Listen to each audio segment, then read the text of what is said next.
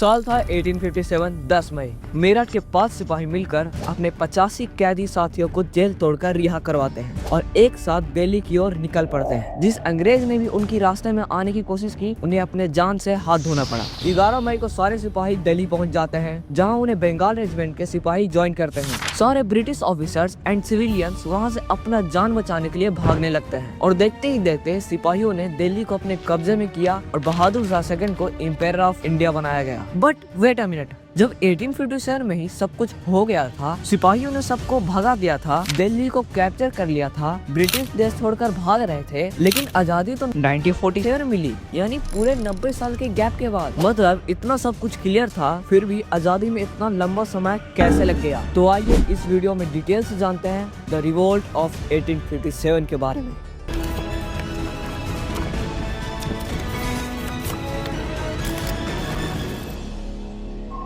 The revolt of 1857 या फिर ये कह लो the first war of independence. इसे समझने के लिए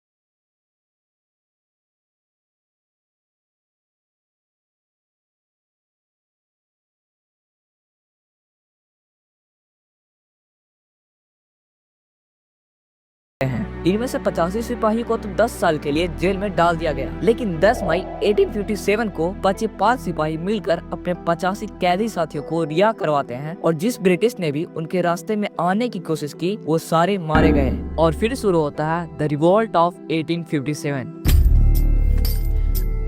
10 मई 1857 मेरठ से ही रिवॉल्ट शुरू होता है, लेकिन सवाल यह है कि इस रिवॉल्ट की शुरुआत हम मेरठ से ही क्यों मानते हैं, जबकि एक्चुअल में रिवॉल्ट तो बैरकपुर से शुरू हुआ था। इसका जवाब आगे वीडियो में है। तो अब आते हैं रिवॉल्ट पे। सारे सिपाही दिल्ली के लिए निकल जाते हैं और इस बीच कईयों की जाने जाते हैं। हजारों की तादाद में ब्रिटिश मारे जाते हैं, लाखों की तादाद में इंडियंस मारे जाते हैं, लेकिन खास बात यह है कि ब्रिटिश की संख्या 40,000 में से 6,000 ब्रिटिश को मार दिया गया था। लेकिन इसके बाद कुछ खास नहीं हुआ, जिसके कारण ब्रिटिशर्स रिवोल्ट को सप्रेस कर देते हैं और इसी के कारण आजादी में 90 साल का समय लग गया। तो आइए जानते हैं कि इस रिवोल्ट को दबाया कैसे गया।